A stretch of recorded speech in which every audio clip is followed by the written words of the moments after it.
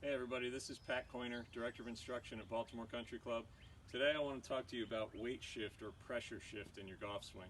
You can see I have two scales here, and I think I've spent a grand total of about $18 on these two scales, so it's a pretty inexpensive and practical way of showing this.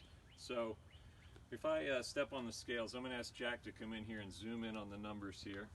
So I'm going to place 1 foot on each scale.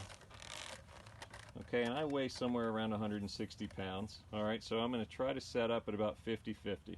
All right, the idea here is when I make my backswing, I'm going to make a turn without moving way off the ball, but you'll see when I do so, the number on my trail foot or my right foot increases, the number on my lead foot or my left foot decreases.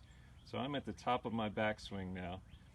So now as I make a shift to the downswing, the first thing I do is pressure my lead foot, and you can see how the numbers now drastically change in the other direction.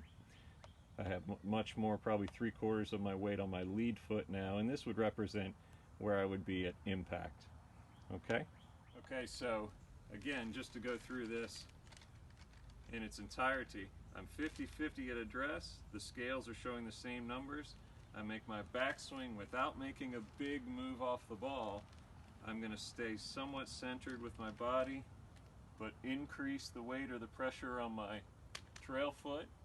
Then my first move down is a lower body and a shift where I now have more pressure or weight on my front foot, and then I swing into impact.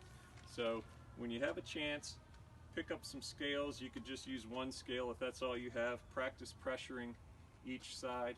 What's important is not only how much, but when it happens. Okay, try this at home. Like always, let me know if you have any questions. Thanks.